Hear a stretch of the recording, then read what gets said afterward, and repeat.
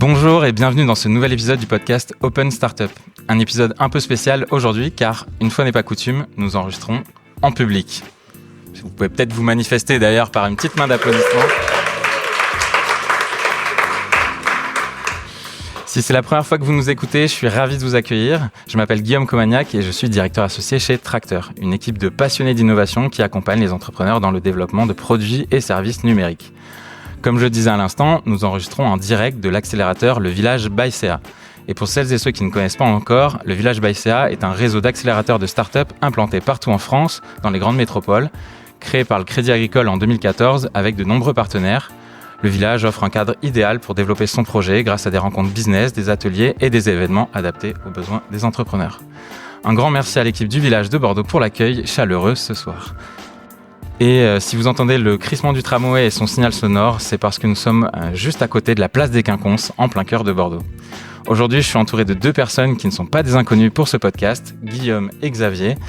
J'ai eu le plaisir de les rencontrer il y a environ 5 ans et en 2020, ils m'ont fait confiance pour enregistrer mes tout premiers épisodes. À l'époque, ils étaient encore en phase de démarrage et depuis, leur parcours a été riche en apprentissage et en succès. L'occasion était donc trop belle pour ne pas les réinviter et partager avec vous leurs anecdotes et les leçons qu'ils ont tirées de ces dernières années. Allez, c'est parti, bonne écoute.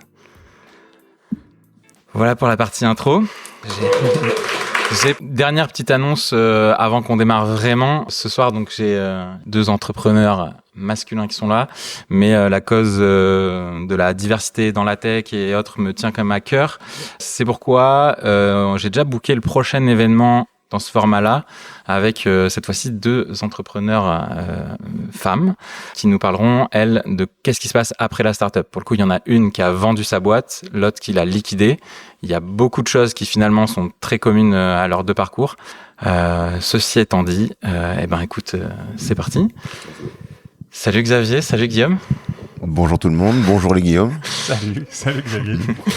Merci d'être là. Franchement, je suis trop content d'être avec vous parce que, on le disait en off, au-delà de juste enregistrer et en plus en bonne compagnie, moi à chaque fois c'est un plaisir juste de vous croiser depuis tout ce temps parce que ça fait quand même un petit moment, de ce que je disais dans l'intro, 5 ans quasiment.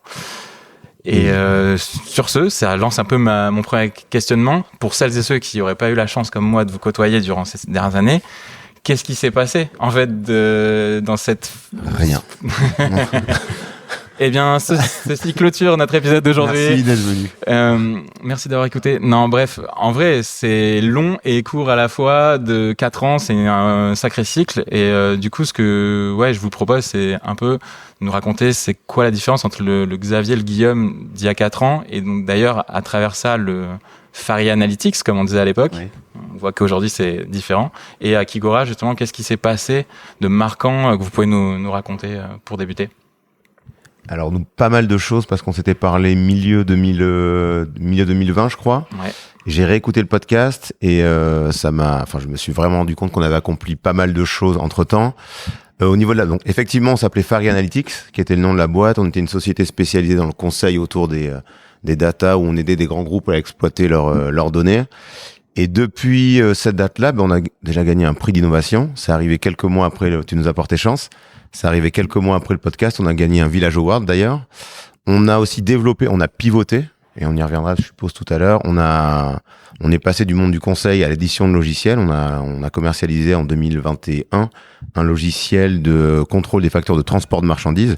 Donc nous, à la base, on venait du monde de la banque. Donc ça a été un gros pivot. Ouais, tu te présentais d'ailleurs comme une fintech. Exactement, on était comme une fintech et on n'osait pas trop le dire d'ailleurs. On savait pas trop comment se positionner parce qu'il fallait forcément rentrer dans des cases dans le monde des startups.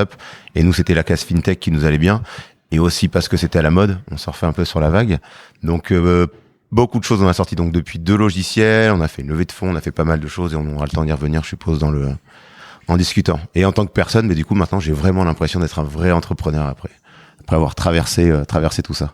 Ouais, même si en vrai t'avais déjà entrepris à l'époque, avant là, ça, c'est ce qu'on entend. Exactement. Tout comme, pour Guillaume c'était différent. T'as eu des expériences. En fait, d'ailleurs, si vous le savez pas, si vous n'avez pas écouté les épisodes, devant vous se trouve d'ailleurs un ancien chimiste. Essayez de deviner lequel.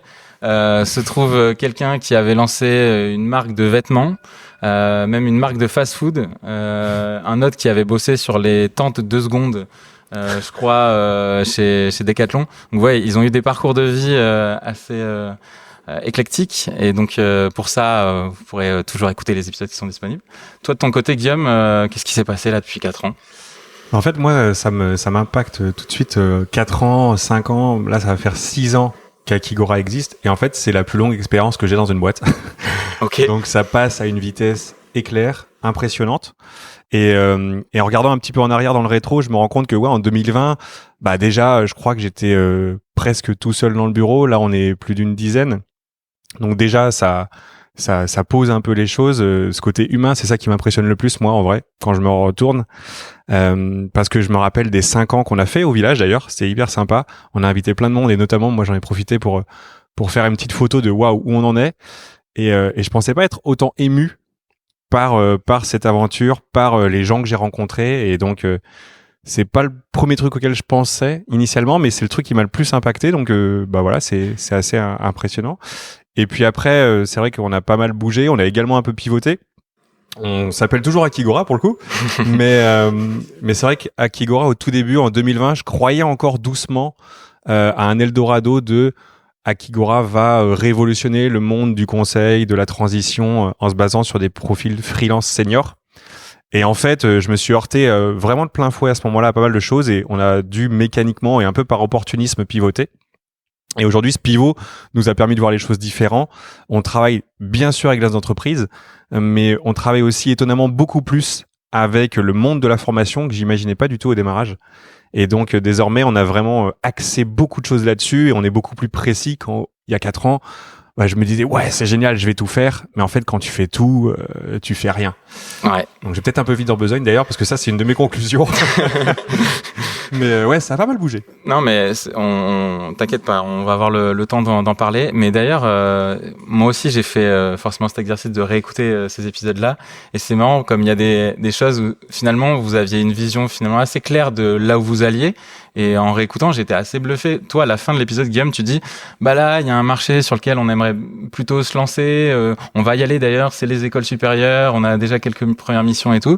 Et finalement, aujourd'hui, c'est, comme tu le disais, au cœur aussi de votre activité. Et toi, Xavier, pareil, il y avait déjà ce shift envisagé en disant on est une boîte de service, on a envie de faire d'avoir nos propres produits. Et du coup, c'est une question. Comment ça se travaille, le fait de garder une vision assez éclairée parce qu'on est souvent dans du court-termiste, on pense souvent à l'opérationnel, etc. parce que on est toujours rattrapé par ça. Comment on travaille sa vision, le cap, les objectifs sur lesquels on bosse? Comment vous fonctionnez là-dessus? Nous, à l'époque, en 2020, on était 3 associés, on a monté la boîte en 2019 et c'était un objectif de base de se dire, on commence par le conseil, on essaye de trouver une problématique commune à plusieurs entreprises et on monte un logiciel autour de ça. Donc c'était une volonté profonde. C'est pour ça qu'on a été dans beaucoup de secteurs d'activité pendant les 2 premières années. On a multiplié les missions de conseil, on a essayé de réfléchir à des problématiques.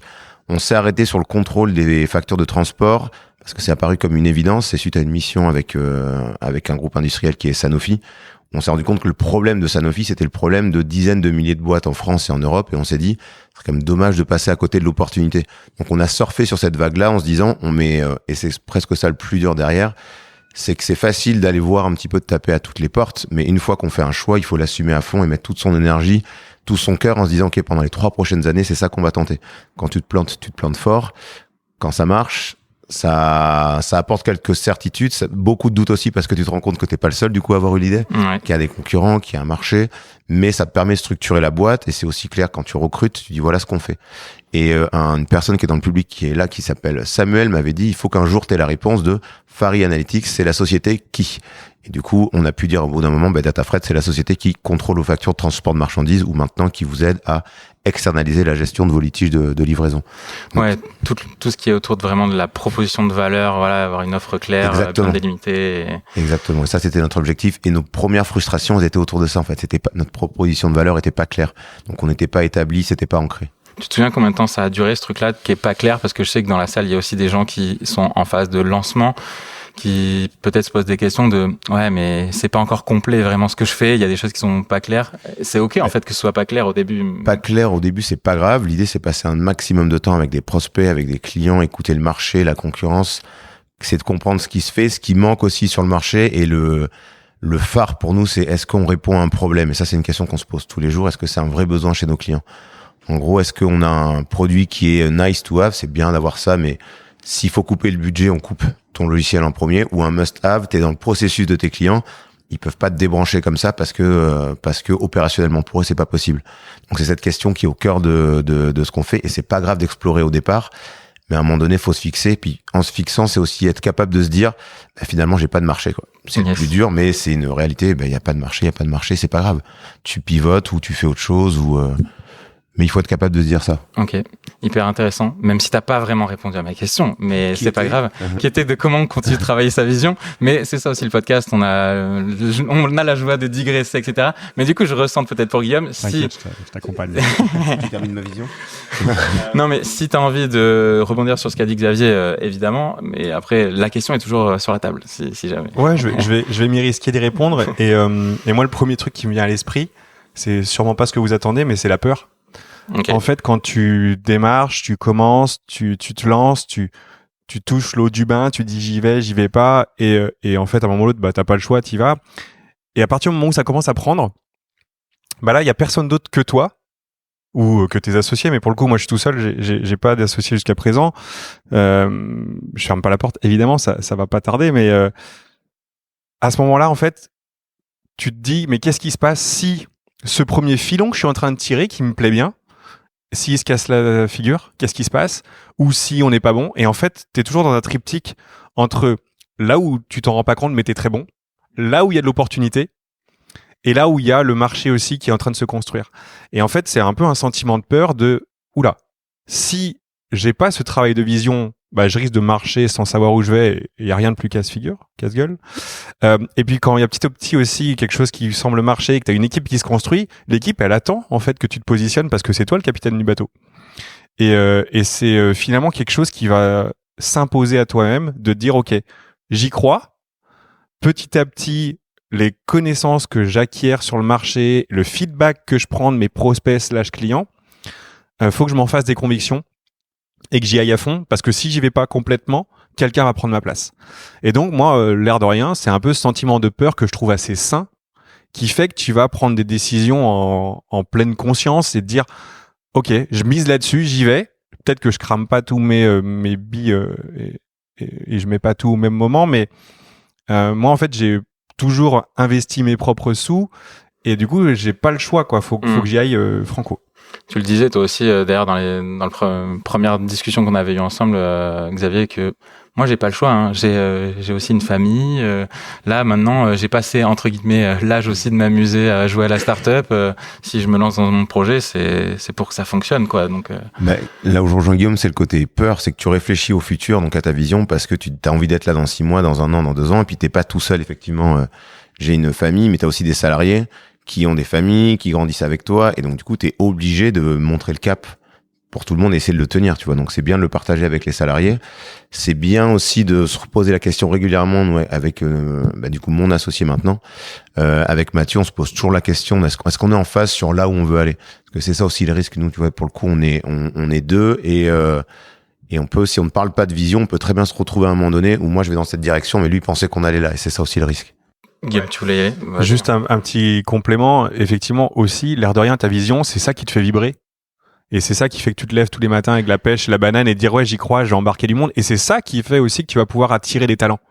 C'est-à-dire que on est bien d'accord qu'on n'est pas un grand groupe et que les gens vont pas venir chez nous pour la monnaie. Ils vont venir pour le projet, pour ce que tu peux réaliser. Et ce côté accélérateur où en quelques mois, quelques années, tu vas toucher à plein de métiers en un seul. Et ça, c'est parce que tu les portes et que tu les embarques avec un message fédérateur auquel tu crois dur comme fer. Parce qu'on sait très bien que sinon tu te lèves pas et qu'il y a plein d'autres gens qui sont prêts à prendre ta place.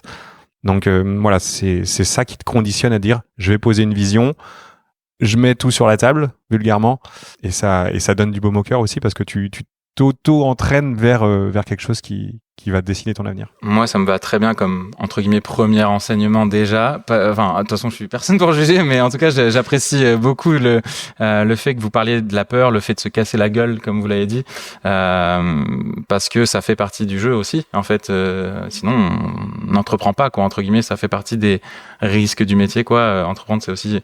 Alors, au Québec, on dit prendre sa chance, on dit pas prendre un risque. Ouais. Mais donc, prendre sa chance, donc, moi, ça me va bien comme déjà première étape.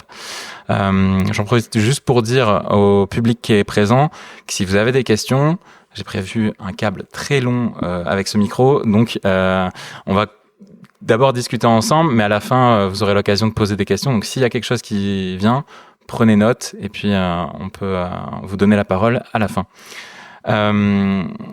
Tous les deux, vous avez rapidement parlé aussi de votre équipe. Quand je vous dis qu'est-ce qui s'est passé, vous avez rapidement parlé de ça. Du coup, c'est un peu ma première question. Comment ça se passe, les premiers recrutements? Comment on se décide à se dire « go, on y va », on prend la chance de recruter véritablement quelqu'un, plusieurs personnes. C'est aussi une étape où il faut partager ses valeurs finalement et la culture qu'on a envie de mettre en place. C'est pas simple en fait de démarrer à construire son équipe au départ. Donc, c'était quoi vos premières étapes, les apprentissages que vous pourriez nous partager là-dessus? Déjà, le premier enseignement, c'est que le recrutement, c'est un métier. Parce que nous, on s'est beaucoup trompé. Ça veut pas dire qu'on a recruté des gens qui étaient pas bons, mais ça veut dire qu'on était, je pense, pas assez bien organisé pour recruter des gens.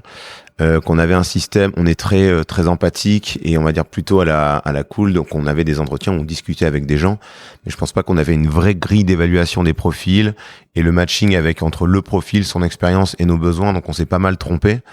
Et ce qui nous a amené à beaucoup réfléchir sur ce dont on avait besoin, à réfléchir plus en termes de postes, mais en termes de tâches, de quelles tâches on avait besoin, et c'est comme ça qu'on a fait grandir l'équipe au fur et à mesure. On a gardé, ça fait 6 ans qu'on existe. Il y a des personnes qui sont là depuis 4 ans déjà, donc qui sont arrivés chez nous en alternance, CDI. Il y en a qui est même en CDI, qui est associé de la boîte, qui a participé à la levée de fonds.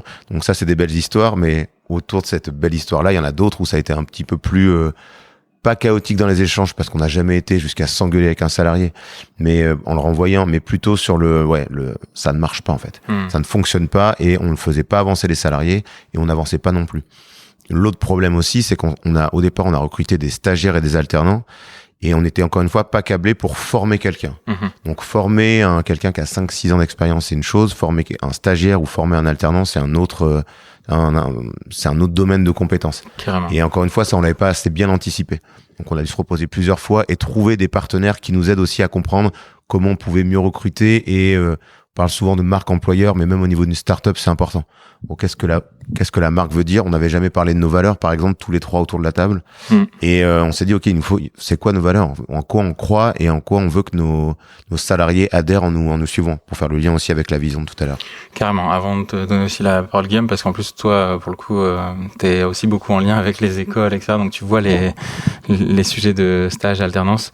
Moi, je vois parfois certaines startups qui me disent je vais recruter des alternants et des stagiaires et puis ils vont s'occuper tout seuls de ma com, etc. Grosse erreur. Ouais. Ouais, c'est pas moi qui l'ai dit, c'est toi qui l'as dit, mais en effet, c'est vrai que déjà quand t'as même pas le temps presque toi de gérer tes rendez-vous, en fait, faut penser que avoir un stagiaire, un alternant, c'est accompagner quelqu'un qui justement est en apprentissage et donc qui est pas totalement autonome, et c'est normal. Et du coup, là, ça peut créer des expériences qui peuvent être négatives pour les deux parties, en fait. Donc, faut y penser quand même à 2 fois. Puis il faut avoir le temps de transmettre à un stagiaire ou un alternant, parce que après, on peut très bien tomber sur un ou une stagiaire qui cartonne en com, marketing ou autre. Et il y en a plein. Conseil, et il y en a plein, mais c'est dommage de dire à quelqu'un, viens chez moi, je vais te former, de pas avoir le temps de le faire, parce que, comme l'a dit Guillaume, t'as 1001 métiers quand t'es entrepreneur. Donc, c'est aussi, le deal est pas faire aussi envers le salarié que tu recrutes si t'as pas le temps de le former correctement. Carrément. Guillaume, ton avis sur le fait de construire une équipe, gérer une équipe?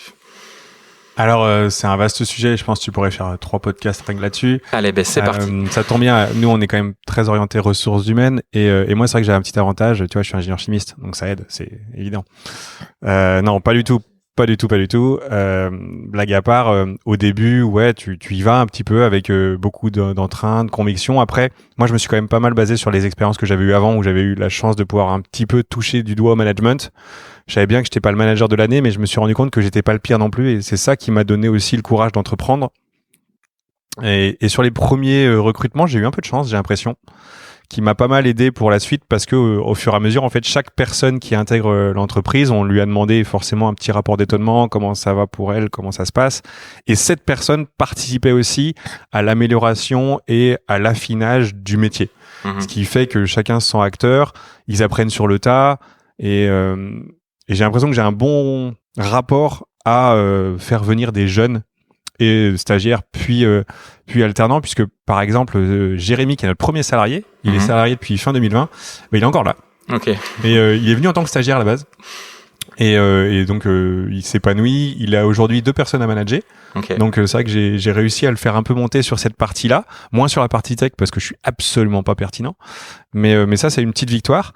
À côté de ça, oui, il y a quand même pas mal de petits écueils, voire de gros écueils. Moi, cette année, j'ai eu une année un peu délicate, humainement, avec certains profils où, en fait, le contrat qu'on a signé en se tapant dans la main au départ et aussi formellement, il n'était pas respecté. Donc, c'est un peu chaud.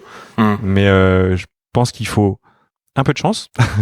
T'as beau mettre un process, recruter sur les savoir-faire, sur les savoir-être, à un moment ou l'autre, bah, c'est de l'humain. C'est pas comme quand t'achètes un billet d'avion. Donc, tu prends un risque et tu prends ta chance. Et j'ai l'impression qu'on s'en sort pas si mal.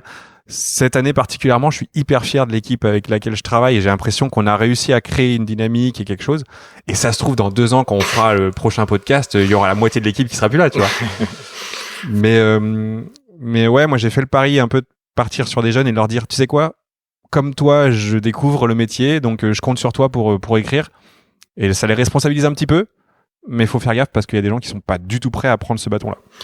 Carrément, pour aller continuer de creuser ce sujet-là sur, entre guillemets, mettre des compétences à l'intérieur de l'entreprise. Tu me partageais, Xavier, toi, que là, vous avez fait des choix forts au sein de l'équipe, notamment, par exemple, le fait d'être full remote. Ça impacte forcément l'équipe. Et aussi le fait de se dire, là, vous êtes actuellement dans une dynamique de boîte où vous avez véritablement besoin de cibler des compétences assez précises, assez seniors, pour avoir tout de suite un impact sur justement l'opérationnel. Est-ce que tu peux nous en parler? Qu'est-ce qui a mené à ça? Et... Le garant de ça, c'est Mathieu, mon associé qui est pas là, qui est directeur des opérations dans la boîte. Et on s'est dit dans les dernières années, on essaye systématiquement d'améliorer les processus. Donc via l'automatisation, en utilisant des outils du marché qui permettent de gagner en productivité. Et on a réfléchi autour de ça, de cette idée-là, autour des ressources humaines aussi, en se disant, est-ce que dès qu'on a un nouveau besoin, il faut qu'on recrute quelqu'un, ou est-ce qu'il faut qu'on analyse le besoin qu'on a? Est-ce qu'on en fait une fiche de poste, ou est-ce que ce besoin, en fait, résume 3 tâches? Et si c'est 3 tâches, plutôt que de recruter forcément quelqu'un, est-ce qu'on peut pas aller chercher un expert en consulting? Est-ce qu'on peut pas aller chercher quelqu'un qui a 3 cas d'expérience en sales pour faire du phoning et booker des rendez-vous commerciaux avec des prospects? Et donc cette réflexion globale qui était pas uniquement sur les ressources humaines, mais ça nous a permis de nous améliorer sur les processus globaux et d'être plus efficaces, et pas forcément en rajoutant, en empilant des gens les uns sur les autres. Parce que je pense que quand t'as trop de moyens, et qu'on n'avait pas en plus à l'époque, même maintenant on va pas recruter 300 personnes du jour au lendemain, mais peut-être que tu prends moins de temps de réfléchir à ce dont tu as besoin la boîte par service, la complémentarité des profils. Il y a peut-être aussi des gens dans ta boîte qui ont une mission ou un boulot, mais qui peuvent t'apporter autre chose, et c'est en discutant aussi avec eux que tu t'en rends compte. Et donc du coup c'est comme ça qu'on essaie de grandir, plus forcément avoir uniquement que des internes, mais avoir recours à des externes sur des missions bien spécifiques, qui n'a pas lieu d'internaliser en fait. Donc on essaie de rationaliser un peu nos ressources humaines et du coup tous les processus de la boîte. Guillaume, toi, ça te fait réagir? Ah bah oui, clairement. Est-ce qu'on peut enregistrer ce petit bout-là pour faire de la pub pour Akigora? Parce qu'il m'a vendu notre concept mieux que nous. De rien. Oui. Merci. Ouais, je m'en doutais forcément. On devait se présenter l'un l'autre, c'est ça? Bah ouais, nous on est aussi les premiers clients de notre concept. On fait appel à des experts pour nous guider. Et c'est vrai que sur la partie RH, c'est pas le premier truc que j'avais identifié. Mais ça m'a fait du bien pour améliorer les fiches de poste, savoir aussi cadrer les choses, parce que moi je faisais assez vite confiance, sauf que bah quand même faut cadrer tout ça de façon propre. Et de fil en aiguille, on y arrive, mais on est encore très loin d'être arrivé. Moi je me considère encore comme une petite boîte bébé. On est des petits par rapport à d'autres, Mais c'est vrai que bon, là on est plus là pour regarder le fait qu'on était même pas à 9 avant, donc là c'est déjà pas si mal le trajet accompli. Ouais. Exact. Et puis après, sur des choses vraiment très pratico-pratiques, là, sur le quotidien, là, on a 2 salles, 2 ambiances. Donc, on a le full remote et une équipe qui est ici, qui se construit. Comment ça se passe au quotidien? Déjà, peut-être de ton côté, Xavier, est-ce que ce changement-là, il a eu un impact peut-être sur... je sais pas, l'utilisation peut-être évidemment de certains outils, mais dans la dynamique peut-être de l'équipe, de la... Nous, on l'a fait progressivement. On a d'abord accordé, c'était 1 jour par semaine, 2 jours par semaine. Bon, il y a eu le confinement aussi qui a quand même changé un petit peu la donne. Ouais. Mais globalement, on est arrivé au stade où on était 2 jours par semaine ici, enfin au village, et 3 jours par semaine en remote. Et vu qu'on bosse quand même avec pas mal d'experts en externe et qui participaient aussi aux réunions parce qu'on est organisé en Scrum, on en avait parlé, tous les matins il y a une réunion technique et tous les soirs il y en a une aussi. Du coup on s'est dit on n'est pas obligé d'être tous là, on n'a pas pris la décision uniquement au niveau des associés, on a demandé à l'équipe, en fait on a voté de façon démocratique qu'est-ce que vous préférez faire, en gardant la porte ouverte pour ceux qui disaient non mais je veux pas bosser de chez moi parce que j'ai une mauvaise connexion ou parce que je veux pas être tout seul, de venir ici. Moi je viens encore régulièrement ici. Donc la transition s'est bien passée. Ce qui est plus compliqué, c'est prendre le pouls de l'équipe. C'est que nous, tu vois, moi j'aime bien être avec des gens, parler, discuter, interagir sur des sujets boulot. Ah bon? Tu vois, rigoler sur d'autres choses ou palabrer comme on dit.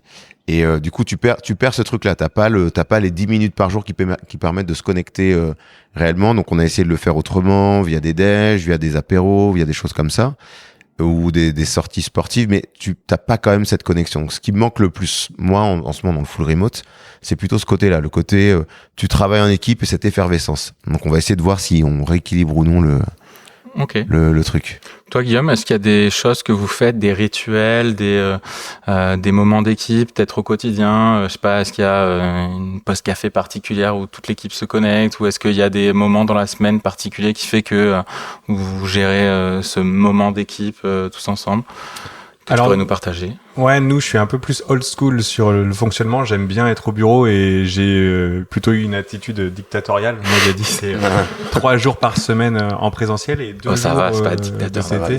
Mais j'ai décidé pour tout le monde, c'était comme ça. Non, parce qu'en ce moment, au moment où on se parle, justement, il y a une grosse tendance, notamment en Amérique du Nord, de absolument faire du présentiel, quoi. Donc c'est vrai que on revient sur des acquis entre guillemets. Ça dépend un petit peu aussi des raisons. Si c'est du présentiel pour effectivement fliquer les gens, ou ça dépend du trigger qu'il y a derrière. Si c'est pour la cohésion d'équipe ou parce que les gens bossent mieux quand ils sont ensemble, ça a du sens aussi de le faire. Ouais. Bon, désolé, on a coupé notre dictateur, il va peut-être nous en vouloir, mais... On est viré du podcast.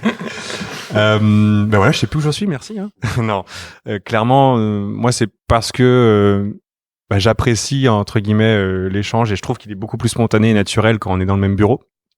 Premièrement. Deuxièmement, moi je trouve que c'est assez compliqué de travailler tout seul chez toi parce que je me connais et je sais que me lever du canapé après la pause déj, c'est hyper dur. Et donc, c'est le premier à avoir besoin d'une certaine rigueur et une certaine routine. Et ça va aussi de pair avec le fait que j'ai construit l'équipe au début pas mal sur des profils juniors.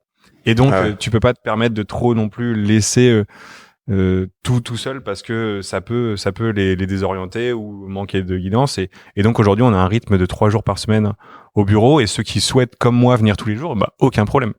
C'est le cas de certains. Après, je suis pas pour du télétravail à temps plein ou du full remote, mais ça c'est clairement subjectif parce que par rapport au métier qu'on fait, je me rends compte vraiment qu'on a plus de pertinence, de rapidité, d'efficacité dans notre métier en échangeant, en écoutant les autres aussi, interagir avec des clients ou avec des prospects ou avec des experts. On se nourrit les uns les autres. Et puis dernier cas qui est très particulier à Akigora, c'est que en étant ici, on a quand même pas mal souvent de partenaires ou des boîtes qui vont déambuler dans les bureaux. Et l'air de rien, c'est une opportunité pour nous de pitcher, de dire « Hey, coucou, on est là ». Et aujourd'hui, on a pas mal de clients parmi les startups du village. Donc, c'est vrai qu'il y a quand même 3 raisons. Maintenant, je sais que c'est très subjectif et peut-être que d'ici quelques temps, je vais changer. Okay. Mais pour l'instant, c'est quelque chose qui me semble bien nous correspondre et l'équipe a pris le rythme. Donc, on reste là-dessus.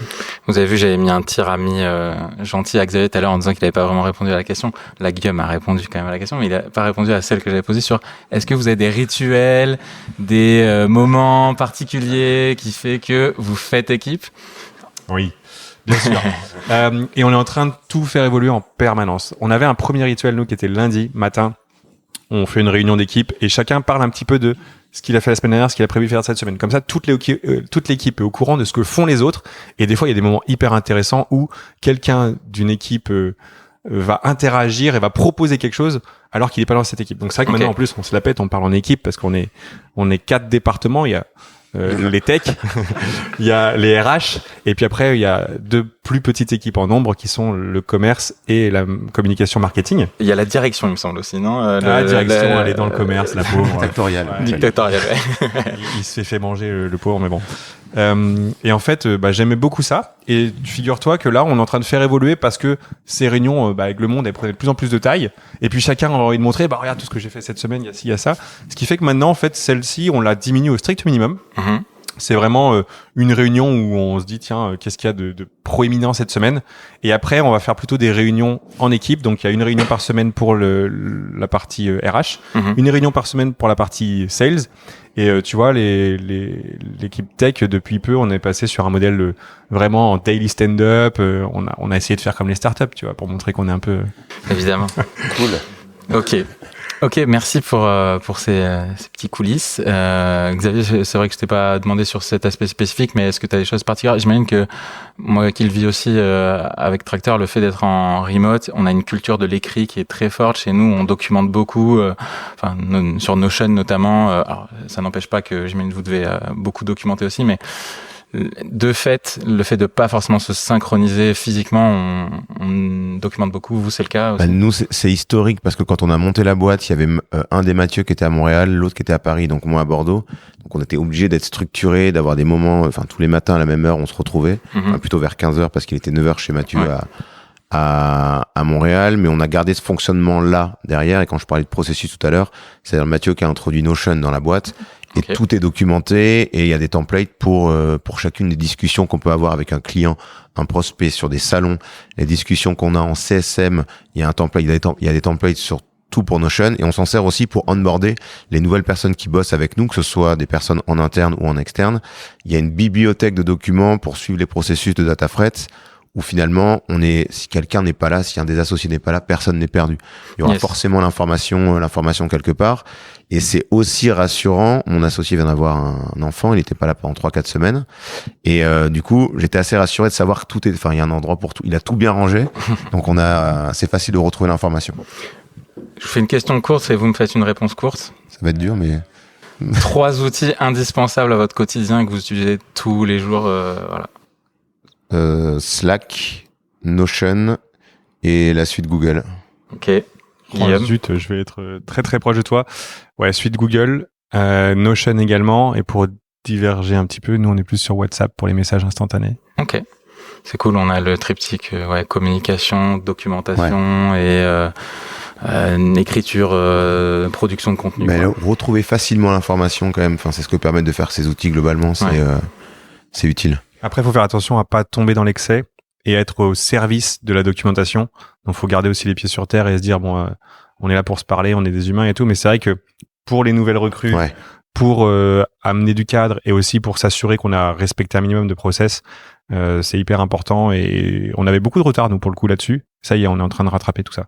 Cool. Puis c'est assez paradoxal parce que j'avais la vision du monde des startups où c'était justement à la cool, avec moins de process et...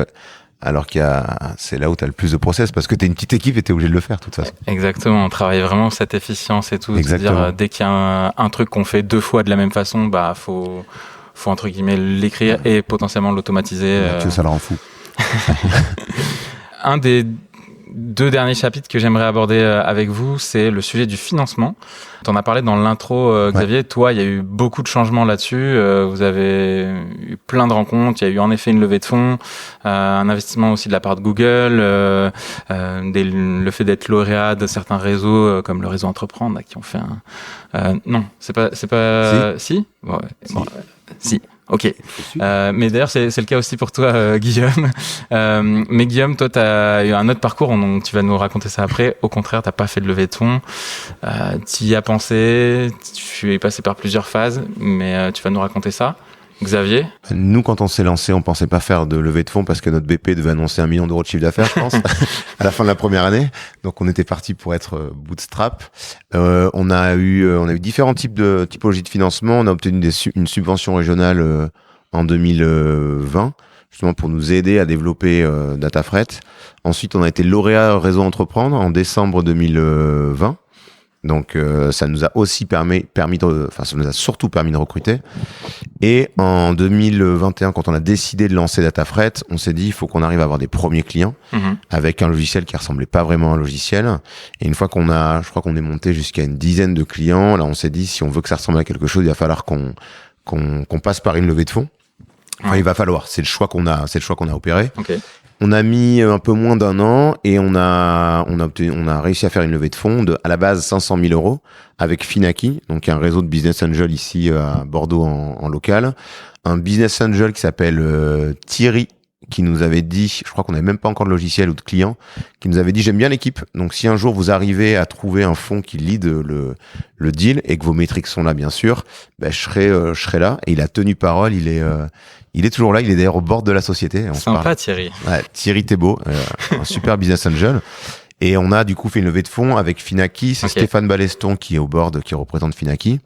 Donc là ça fait 1 an et demi qu'on parle avec eux sur une base hebdomadaire ou en tout cas mensuelle. Donc c'est intéressant parce qu'ils sont vraiment acteurs. Donc levée de fonds de 500 000 euros et on a eu la bonne nouvelle, on avait bouclé notre tour, donc on a effectivement reçu un investissement de 150 000 $ de Google. On a fait un dossier, il y a une poche d'investissement spécifique chez Google et on était, je crois qu'ils ont choisi 40 startups, 25 en Afrique, 10 au UK, nous en France, 2 en Allemagne et une en Norvège. Et on a fait partie des 0,4% de tous les candidats à recevoir les fonds. Donc au-delà du cash parce que c'était non dilutif, c'est-à-dire que c'était un peu comme une subvention, donc on était content. On a accès depuis plus d'1 an maintenant à des experts Google dans tous les domaines et on a juste à booker un créneau dans leur agenda pour pouvoir échanger avec eux. Donc ça a pas de prix. Et même en termes de notoriété, ça a aussi envoyé un signal aux clients parce qu'on bosse exclusivement avec des grands comptes. Ouais. Et à un moment donné, il faut montrer un petit peu d'épaisseur et c'est des signaux comme ça qui permettent de le faire. Ouais, c'est des tampons qui sont validés et quand on va pitcher, quand on va présenter après, c'est plus facile. Exactement. Et puis en plus, une fois par semestre, on retrouve tous les entrepreneurs des différentes cohortes de Google. Donc ce sont des lieux d'échange, on partage les tips, exactement comme on le fait au village. Là, c'est un niveau international, donc il y a des outils par exemple qu'on connaissait pas, qu'on a découvert comme ça, mais c'est une super expérience. Cool, merci. Guillaume, je le disais, toi, c'était passé, j'ai l'impression, par plusieurs étapes. Enfin, quand j'ai réécouté le podcast, tu te poses la question, tu dis, si vraiment on a le besoin, il faudra penser à la levée de fonds, mais on te sentait quand même très loin de ça. Et puis, moi, j'ai la chance de te croiser quand même souvent. Et je t'ai vu passer par des phases de, là, on va parler à quelques business angels ou quelques fonds, on s'est inscrit à tel événement, au Bordeaux Invest Day, par exemple, ou ce genre de choses. Et d'autres fois où je t'ai vu en disant non mais en fait je crois que là moi j'ai pas envie de prendre ce chemin-là. Bref, raconte-nous ce qui s'est passé dans ta tête là ces dernières années sur ce sujet du financement. Nous c'est juste assez factuel et chronologique. Je me suis lancé avec cet univers startup qui t'envoie des pépites dans les yeux et tu te dis bon a priori c'est le chemin. Donc je me suis dit pourquoi pas, je vais pas y couper. Et puis aux alentours de 2020, comme on commençait à avoir des premiers chiffres et que je sentais qu'il y avait un petit bout de traction, c'était pour moi un signal déclencheur de dire ok, maintenant pense à la suite, finance la suite. Et donc j'ai commencé à me tourner naturellement vers tout ce qui est business angel, levée de fonds, en plus de la chance que j'avais eu d'avoir effectivement le réseau Entreprendre Aquitaine qui m'avait fait un prêt d'honneur et la banque qui m'avait suivi sur de la dette. Je me suis dit maintenant, si je veux vraiment accélérer et aller plus vite, il n'y a pas 36 000 options effectivement vu les datas de la boîte et par rapport à moi l'argent que j'avais mis en perso. Tu peux pas faire des effets de levier si conséquents que ça. Sauf que rapidement, je me suis rendu compte et c'est allé assez vite avec ces premières rencontres que j'ai fait et en même temps, je me suis renseigné que c'était malheureusement pas pour moi parce que d'une j'étais tout seul donc une levée de fonds on va pas se mentir ça se serait fait j'ai assez confiance mais ça aurait été long et potentiellement un peu au forceps. Or pendant ce temps-là j'avais personne pour s'occuper du business donc j'ai préféré dire non me concentrer sur le business en me disant, de toute façon, si j'arrive à déclencher du chiffre d'affaires et grandir suffisamment, là, je serai un peu plus sexy pour les business angels et les fonds. Donc, l'un dans l'autre, ce serait bien. Donc, je me suis dit, je mets ça de côté, je fonce et puis on verra dans 2 ans. Et c'est ce que j'ai fait. Et à partir du moment où j'ai eu cette décision-là, je me suis senti soulagé. Et puis, j'ai eu plein de gens qui m'ont dit, ouais, c'est bien, la levée de fonds, c'est pas une fin en soi et tout. Donc, je me sentais un peu avec mon petit bâton de pèlerin, c'était cool. Et 2-3 ans après, quand effectivement, on a fait une bonne croissance de chiffre d'affaires, j'ai eu des signaux où on me disait, tiens, ça pourrait être pas mal, ton projet me plaît, etc. Et je me suis dit, bon, maintenant, je suis peut-être un petit peu plus sexy. Et rebelote, je suis allé rencontrer 2-3 fonds et on m'a dit, ouais, Akigora, c'est trop bien, vous êtes rentable, mais il y a déjà un peu de monde dans ce secteur-là. Et en fait, je me rends compte que, et je l'assume, je suis lucide là-dessus, on a un business qui est intéressant, qui a de la valeur, qui, à mon sens, est noble parce qu'on aide des boîtes à se développer, puis on aide des profils experts à trouver facilement des missions dans leur cœur de métier. Et ça me fait me lever tous les matins. Mais en termes de business angel, levée de fonds, c'est pas le plus sexy parce qu'il y a déjà des gens qui ont évangélisé la plateforme, ou il y a déjà des gens qui sont un peu sur un secteur, ou parce qu'il y a des gens qui sont encore plus à impact que toi. Donc en fait, tout ça accumulé, je me suis dit, bon, en fait, 2 ans après, je reviens avec un peu la même conviction, c'est que pour l'instant, on se développe avec notre rythme. Ok, on y va tranquillou, en mode bon père de famille. On arrive quand même un petit peu à faire notre place. Je suis un peu tranquille aussi, c'est-à-dire que moi, je connais pas ce que c'est d'avoir un board, mais j'ai aussi vu le côté que certains qui me disent, oui, bon, ça te prend quand même pas mal de ton temps, ça te met une certaine pression. Et pour l'instant, j'ai pu m'en passer. Donc finalement, on fait un petit bout de chemin et plus le temps passe, et plus aussi je me dis, ça va être difficile d'intégrer quelqu'un sur ce champ-là parce que jusqu'à présent, j'ai toujours eu les coups des franches. Si j'ai envie d'essayer un truc, j'y vais, j'ai pas de compte à rendre, voilà.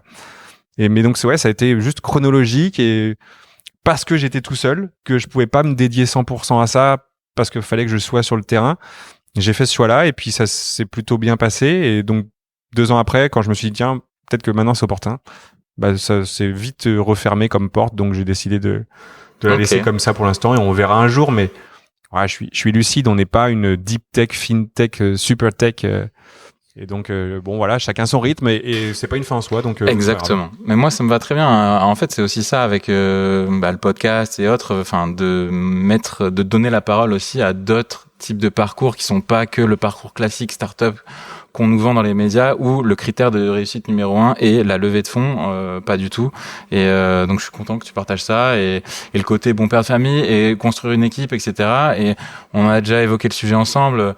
En fait, entre start-up et entre guillemets PME digitale, PME innovante, qui finalement fait son bout de chemin et sera probablement peut-être là dans 10 ans. Parce qu'elle y va à son rythme versus la startup qui fonce et peut peut-être se cramer. Bon, en tout cas, ça peut être inspirant pour des gens peut-être qui nous écoutent de dire il n'y a pas qu'un chemin. Et en lien avec ce qu'on disait tout à l'heure sur la vision, c'est que nous, dans notre parcours, de toute façon, à un moment donné, il nous fallait des ressources techniques pour monter notre logiciel. Mais si t'as pas besoin de lever des fonds, faut pas se faire comme le disait Guillaume, tu vois, toutes les sirènes des codes des startups et autres, ça prend du temps une levée de fonds. Moi, j'ai fait quasiment que ça pendant 1 an et j'ai eu la chance d'avoir un ou 2 associés qui puissent me remplacer sur mon taf normal qui est plutôt orienté sur les sales et le commercial. Parce que j'ai vraiment fait que ça. Et aussi l'autre point sur le board, c'était une de mes craintes, c'était d'avoir une charge monstrueuse, un board horrible, des personnes qui regardent sur mon épaule, plus être maître en fait dans la maison. Et en fait, c'est pas du tout ça. Enfin, on a eu de la chance aussi. C'est pas comme ça que ça se passe dans notre boîte. Mais voilà, c'était les craintes que j'avais. Effectivement, préparer un board, quoi qu'il arrive, c'est quand même 2-3 heures dans le mois que tu dois prendre pour mettre à jour tes chiffres. C'est pas anodin. Donc, si c'est pas en lien avec la vision et si c'est pas obligatoire dans le passage, je pense qu'il fait effectivement mieux l'éviter. Cool. Avant de passer à quelques questions parmi l'audience qui est présente ce soir, allez-y, pour préparer votre question si vous en avez une. Je vous en pose une un petit peu qui est plus sur le volet perso. Je vous avais demandé il y a 4 ans déjà qu'est-ce que vous mettiez en place ou les conseils à avoir pour garder un équilibre vie pro vie perso. Je me souviens que direct, Guillaume, t'avais répondu de but en blanc, faut dormir, hein. Je confirme, j'ai réécouté. Et toi, Xavier, tu t'avouais un peu à moitié coupable ou quoi, mais que parfois ça t'arrivait de bosser aussi le week-end. C'est quoi, entre guillemets, le chemin que vous avez fait sur cet équilibre vie pro, vie perso de votre côté? Est-ce que t'arrives à dormir, Guillaume? Est-ce que Xavier, toi, t'arrives à ne plus te lever à 5h du mat? Tu me disais que des fois c'était le samedi, tu te levais à 5h. Ça, je le fais encore quand on a vraiment des gros coups de rush, ouais. Ouais, mais c'est pour pas bosser le soir, c'est justement pour passer du temps en famille que je me lève tôt. Et en plus, on a une période, donc on s'est séparé d'un associé en début d'année. Okay. Donc ça veut dire aussi se réorganiser et il y a tout un tas de choses qu'il faut faire. Mais j'essaye vraiment de rester dans des horaires à peu près normales, même si je pense quand on est entrepreneur, ça déborde toujours un peu. Quand il y a un coup de bourse, c'est sûr que j'ai aucun problème à bosser s'il faut tôt le matin ou tard le soir, c'est pas le problème. Mais l'équilibre, en gros, ça sert à rien. Tu vois, ça fait déjà 6 ans qu'on fait ça. On a quand même encore quelques années devant nous. Tu peux pas passer 10 ans à faire que ça et avoir personne et à te couper de tes amis, ta famille, louper tous les événements. En fait, c'est pas comme ça que je vois l'entrepreneuriat. J'adore ma boîte, mais ça reste quand même qu'une activité professionnelle. Ouais. Donc j'aimerais pas, tu vois, j'ai un fils de 11 ans, tu vas me dire, ok, je l'ai pas vu de ses 0 à 18 ans. Non, ça marche pas comme ça. Donc, y compris aussi pour ma femme et nos amis. Donc, l'idée, c'est dur de trouver l'équilibre. Parce qu'en fait, t'as toujours quelque chose à faire. T'as toujours quelque chose à faire, que ce soit en compta, en RH, en sales, tu pourrais vraiment bosser non-stop. Donc, faut juste trouver les moments où tu le fais et se dire aussi, c'est pas grave, en fait. Si tu prends un jour férié, c'est pas grave. Alors que toi, j'ai encore du mal à me dire, ne rien faire un jour férié, je me dis, c'est bizarre, comme 3 jours dans la semaine où t'as pas trop bossé, c'est chelou. Ouais, tu culpabilises un peu quand même, hein. Mais bon. Perso, moi, la formule que je retiens, c'est un marathon et pas un sprint. Donc, faut y faire hyper attention à cela. Tu l'avais déjà dit. Tu l'avais déjà dit, bien sûr. C'est régulier. Bien sûr. Ça, c'est pas, Mais ça n'a pas changé. Attendez, je vous coupe parce que derrière toi, Xavier, dans ton emploi du temps complètement faramineux, t'as quand même réussi à faire un marathon. Donc, j'étais trop content, j'ai pleuré à la fin. C'est magnifique. Non, mais bravo pour ça parce que j'entrevois ce que c'est la préparation et ça demande aussi beaucoup. Ça, tu l'as fait. C'est dans 15 jours. Allez. Donc, on verra. Mais, et toi, Guillaume, j'ai l'impression que toi, t'as carrément fait un triathlon ou un Ironman ou t'as réussi à faire ça? J'ai fait un petit triathlon. Un petit triathlon. Mais moi, surtout, c'est la natation. Je continue la natation à petit niveau, mais ouais, moi, c'est une bouffée d'oxygène. Et je pensais que c'est ça que tu allais nous dire d'ailleurs, parce que lui comme moi, on est fanat de sport. Ben oui. Et en fait, c'est ça la recette. Pour moi, c'est mon exutoire. Et typiquement, en début d'année, j'étais un peu sous l'eau, donc j'ai passé beaucoup plus de temps au travail et j'étais en train de perdre l'équilibre. Et je le sentais et j'ai eu des alertes qui sont pas du tout bonnes, mais je pense que j'ai eu la chance de les voir venir parce que sinon, j'étais pas loin d'un moment critique psychologique. Ok. Et du coup, je suis reparti dans le sport et c'est une petite bouée de sauvetage pour moi. Ça me permet de faire du bien mais oui, j'ai toujours ce petit côté culpabilisateur. Tu vois, lundi là, j'ai pas bossé, je m'en veux quoi. C'est ça. Mais c'est dur. Ouais, mais c'est ok les gars. Quand tu pars du boulot, bah, tu sais, t'as pas de pensée. Ouais, c'est dur. Bon, merci à vous. Merci à toi. Maintenant, c'est à vous de poser des questions. Si vous avez toujours rêvé de passer dans un podcast ou de faire un podcast, j'ai prévu un câble qui est assez long pour venir vous donner le micro. Et je trouverais ça beaucoup plus fun pour les gens qui vont écouter que la question soit incarnée. Donc, si vous avez une question, je vous propose de la faire au micro. Je viens et puis on y va. On est entre nous. Donc, allez-y. Et puis, si vous buguez, il y a du montage. C'est ça le podcast. Pas de sujet tabou, allez-y. Hein. Si vous êtes croustillant. Exactement. Et on connaît tous les dossiers du village. Et s'il faut pas le sortir, ça restera entre 4 murs et je le mettrai pas en ligne. Donc voilà, vous pouvez y aller. Est-ce que quelqu'un a une question et souhaiterait se lancer? Samia, ok. Ok. Samia, je suis en train de monter ma start-up actuellement et je travaille sur un sujet sur lequel peut-être vous pourrez répondre. Je travaille sur mon business model. Je pense que j'ai changé au moins 20 fois dans ma tête, sur le papier, etc. Est-ce que vous pouvez parler de votre expérience sur ça? Justement, je pense que ça peut être intéressant parce que c'est le cœur de la start-up. Et voilà, ça serait cool d'avoir un avis. Bah déjà, bonjour et bon courage. Parce que le business model, c'est effectivement le plus important quand tu as une boîte, mais c'est le plus dur à déterminer. Et tu as dit que tu l'as changé 20 fois. Je pense que tu vas le changer encore beaucoup de fois sur le chemin parce que tu sais pas s'il faut vendre des abonnements, du service, si c'est le bon prix. C'est pas parce que quelqu'un te dit oui à 1 000 euros par jour que ça marcherait pas à 10 ou 15 000 euros par jour. Donc c'est le plus dur. Et en revanche, c'est en allant sur ton marché ou en te confrontant au marché, je pense que tu vas le dessiner et que t'auras des réponses. Il y a ce que tu vas imaginer dans ton bureau ou dans ta chambre ou peu importe. Et il y a peu de business models qui résistent à la confrontation au marché. C'est ce qu'on dit. Donc, une fois que tu seras sur le marché, que ton idée sera lancée ou que tu auras fait des premiers tests ou des premières discussions, c'est là où tu auras déjà des premiers éléments de réponse. Mais en tout cas, c'est pas grave de pas avoir un business model, le meilleur business model quand tu te lances. Ça, tu le trouveras le long du chemin, j'ai envie de te dire. Pour compléter, ouais, tu vas le faire au moins encore 20 fois et c'est pas grave. Moi, surtout, ce que je tends à faire, c'est attention à pas tomber dans une certaine forme de procrastination où tu veux le rendre mieux, tu veux l'améliorer, tu veux le peaufiner par rapport à telle présentation que tu dois faire. Faut te lancer. Et en fait, c'est quand tu vas te lancer que finalement, ça va te donner les rails que tu cherches à tout prix. Donc, faut surtout pas trop rester dans cette phase-là d'itération encore et encore. Faut se confronter sur le terrain. Et moi, ça m'a mis, je pense, au moins 3 ans à me dire, Guillaume, fais-toi confiance et vas-y.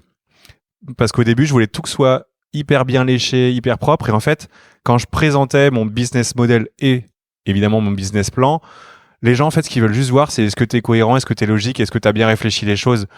Toi, tu es tout prêt en mode, j'ai fait ça et j'ai pensé à ci et j'imaginais ça et il y aura un petit side business qui est là. Et en fait, les gens, ils se disent, non, mais c'est bon. Moi, ce qui m'intéresse vraiment, c'est ta valeur ajoutée.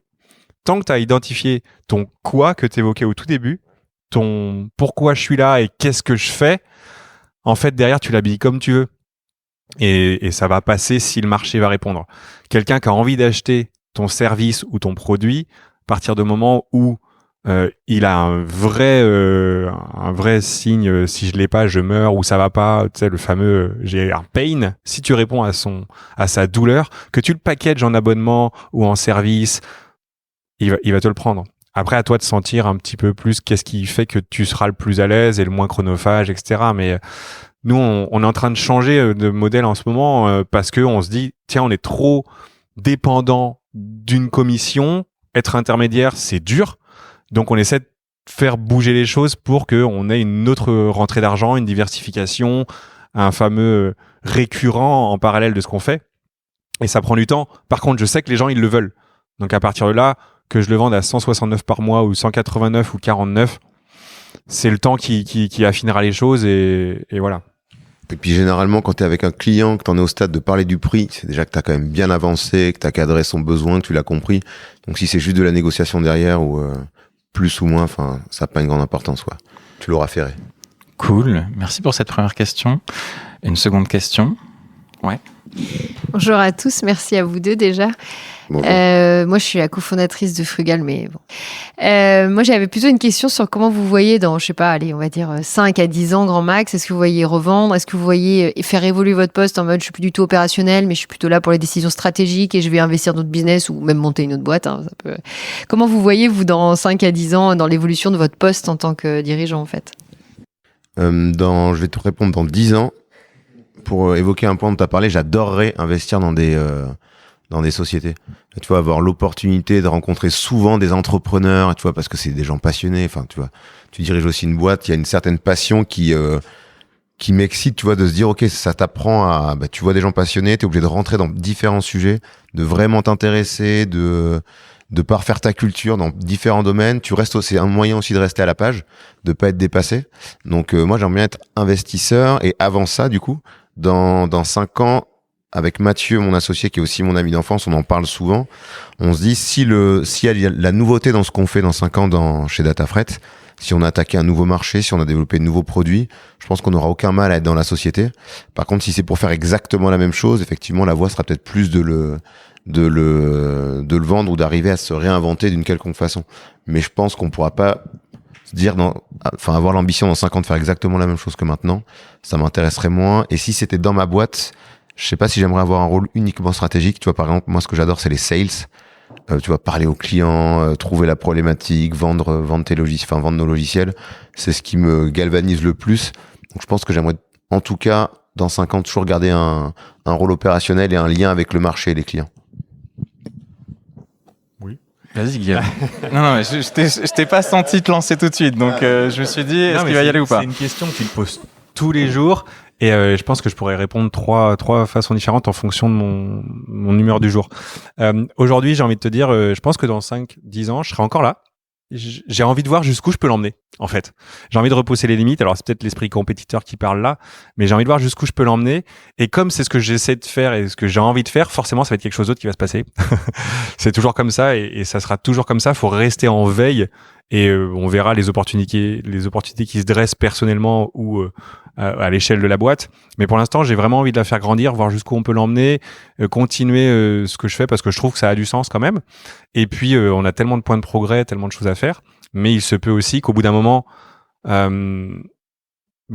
envie de faire autre chose ou j'arrive au bout d'un cycle. Comme faire une exit avec une vente, ça pourrait être aussi une belle porte de sortie. Mais pour l'instant, voilà, j'ai envie de voir jusqu'où je peux l'emmener. On a eu une première proposition il y a 1 an de quelqu'un qui a dit tiens, quel serait votre prix? J'étais waouh, j'étais très honoré de ça, mais j'ai même pas fourni de chiffres. En fait, j'ai dit non, c'est pas le moment. Et puis je me disais en lui disant ça, peut-être qu'il sera très intéressé. Qui fera une offre. Et ça a marché. Que je ne pourrais pas refuser. Non, il est parvenu. Il est parvenu. Il m'a pris pour au premier degré. Il a eu raison. Hein. Mais peut-être que je reviens dans le salariat. Tu vois, je l'envisage même. Ça me fait pas peur. Après, ça se trouve, je serais plus du tout le bon soldat que j'étais avant. Mais c'est pas quelque chose que j'envoie. Et peut-être que j'aurai une autre boîte. Peut-être que je serai investisseur. Ça serait le top, ça. Mais à mon avis, dans 5 ans, j'aurais vécu une grosse galère. Et puis on aura retrouvé un super élan. Et on sera sur une belle tendance. Donc j'aurais pas envie de lâcher, quoi. Mais on sait pas de quoi demain est fait. Donc voilà. Mais pour l'instant, moi, c'est pas un objectif, la vente à tout prix. C'est pas un objectif non plus de dire je fais ça puis j'en fais une autre. C'est surtout rester alerte pour voir si je peux continuer avec celle-ci ou s'il y a des spin-offs, des potentialités à explorer, quoi. Que ça reste excitant. C'est un peu ça le truc, ouais. Bah, c'est ça aussi cool dans l'entrepreneuriat, il y a un côté variable, il y a une incertitude. Moi j'aime bien le fait que on navigue dans l'incertitude aussi. Oui. Personnellement, moi j'aime pas la routine, pas les trucs qui se répètent tout le temps, et je trouve qu'en tout cas on a l'occasion de façonner un peu aussi son avenir parce qu'on a carrément un impact dessus, donc c'est vrai que là t'as la jauge entre la peur et l'excitation. Exactement. C'est un peu ça qui se passe. Comme pour se lancer sur un marathon ou un triathlon. Autre question. Pardon, bonsoir. Merci pour tout. Alors moi, je suis cofondateur d'un cabinet de conseil en innovation qui s'appelle Inexplo. J'ai mon associé qui est dans la salle. Il est là, en fait, juste là.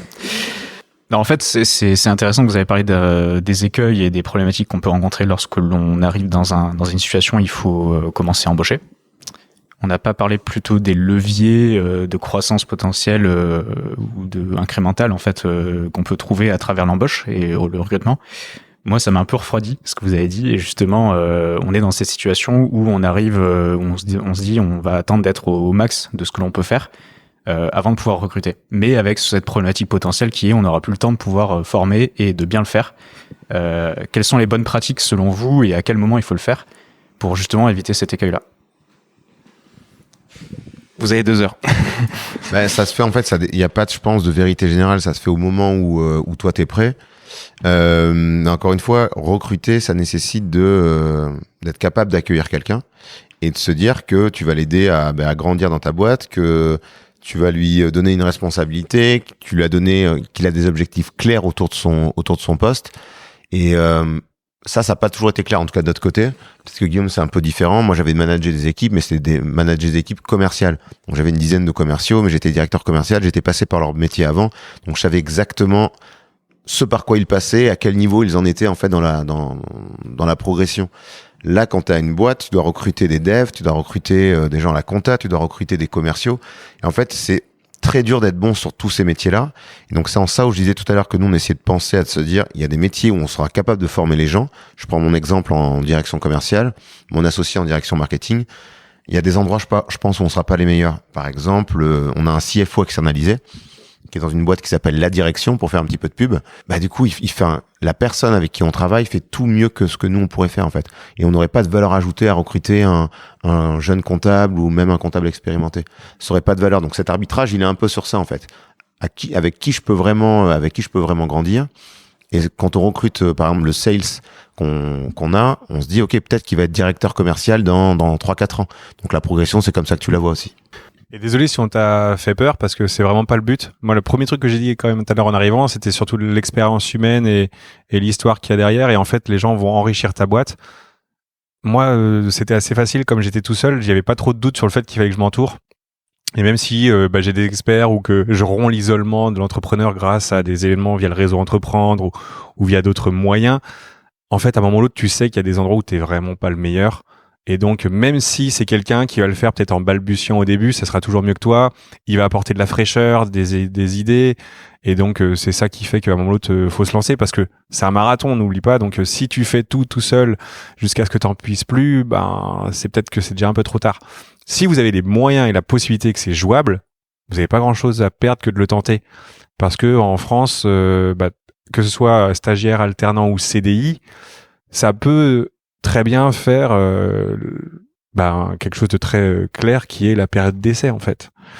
Et souvent en fait, en quelques semaines, mois, t'as vraiment l'opportunité de voir ça matche bien, il y a une plus-value, il y a une bonne connivence dans l'équipe ou pas. Donc faut surtout pas quand même se mettre des freins parce que j'ai peur de... oui, t'as peur de t'associer avec quelqu'un et que ça le fasse pas. T'as peur d'embaucher quelqu'un et que ça le fasse pas, mais à un moment ou l'autre, c'est quand même souvent plus de positif si tu te fais confiance et que si t'as clairement identifié où est-ce que t'as besoin de compétences que tu ne maîtrises pas suffisamment. Merci. Et j'ai vu qu'il y a 2 personnes qui ont des questions. Donc, soit on prend les 2 questions et on les fait courtes. C'est pas possible. Soit vous battez à Shifumi, mais ce qui est pas très audible pour les auditeurs. Bon, on va essayer de faire des réponses un peu plus courtes. Alors, je sais déjà la question et en dessous de 22 millions, je ne vends pas. C'est nickel. Bonjour à tous, je m'appelle Gatien. Bonjour. Moi, ma question, elle est sur le why, notamment quand on se lance, mais on a des hypothèses et on pense se connaître, on pense que notre flamme intérieure, elle est portée sur certains sujets. Et notamment quand on lance le projet et que ça marche pas comme on veut, cette flamme, elle est mise à rude épreuve.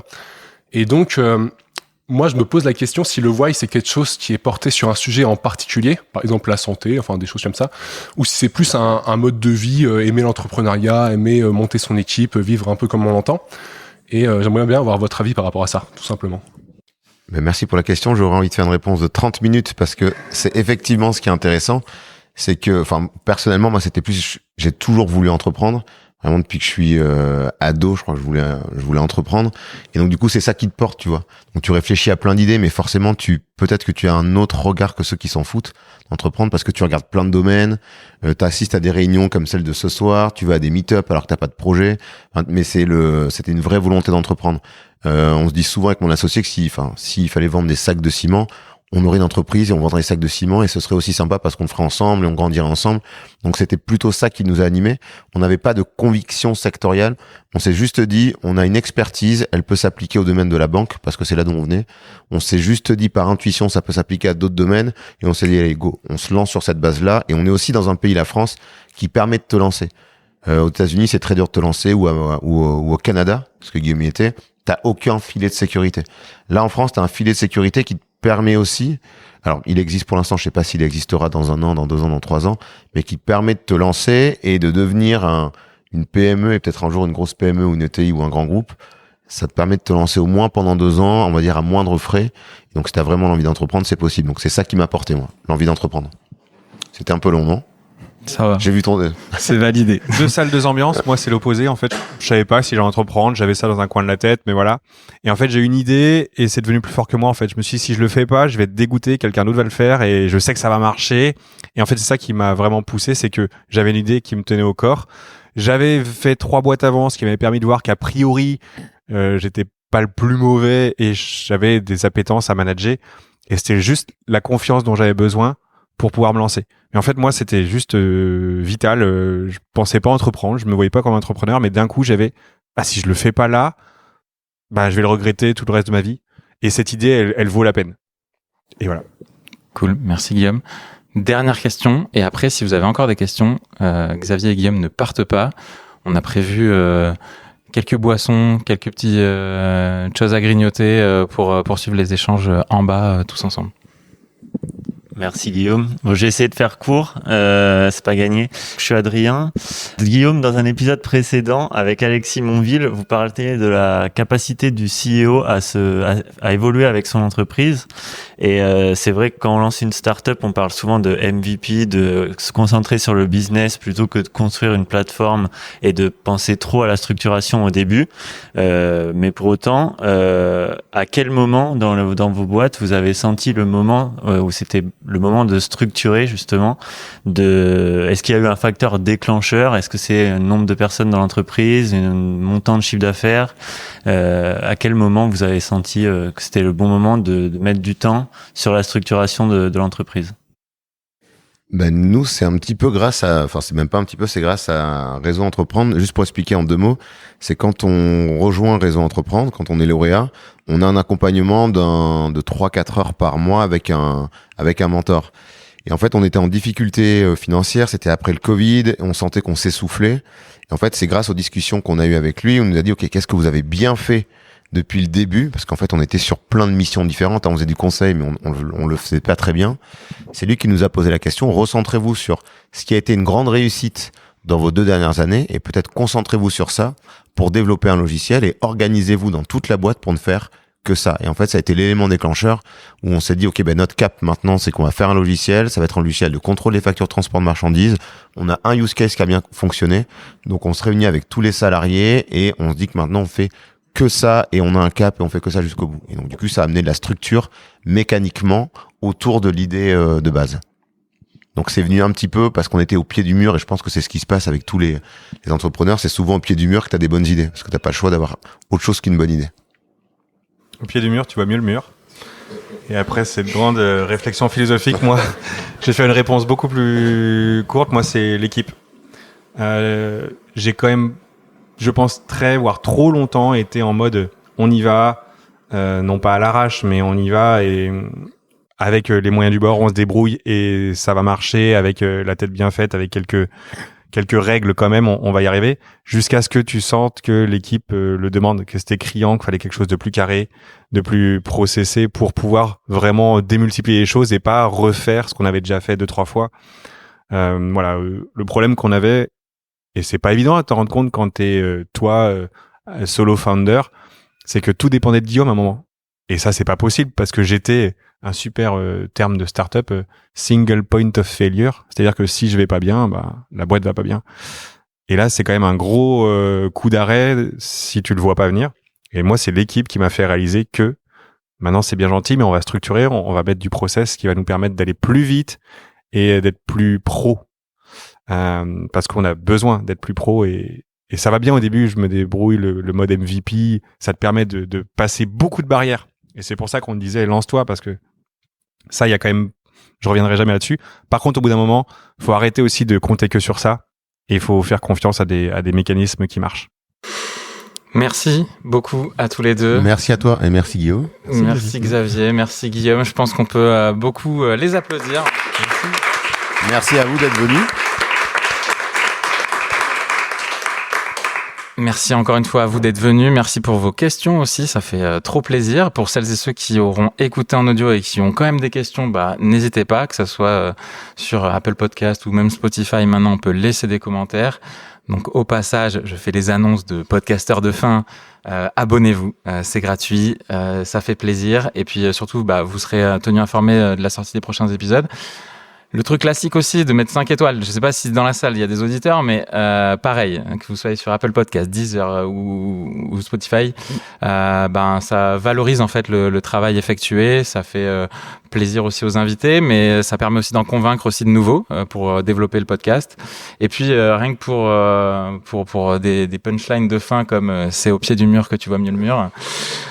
Partagez l'épisode. Voilà, si certaines choses auront fait écho et que vous pouvez vous dire ce qui a été dit là, ça peut être utile à des gens de mon réseau.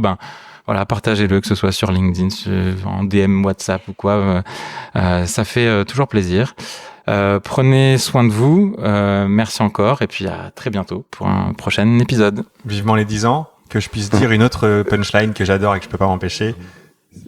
Vous êtes prêts ou pas? Parce que je sens qu'il faut peut-être pas trop redire. On la coupera peut-être au montage juste pour le suspense. J'ai peur. Ah je l'ai perdu, ça y est. Non, c'est pas vrai. Non.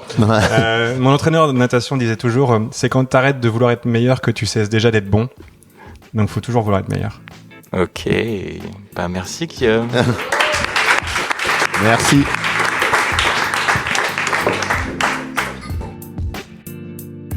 C'est la fin de cet épisode. Si vous êtes toujours là, merci infiniment. J'espère que vous avez passé un bon moment et si c'est le cas, vous connaissez la formule. Like, partage, commentaire, toutes ces petites actions ont un impact et peuvent aider le podcast à se développer. Je vous donne rendez-vous bientôt pour un prochain épisode. Pour être sûr de ne pas le louper, le plus simple, c'est de vous abonner avec votre application de podcast préférée. D'ici là, portez-vous bien et à très bientôt.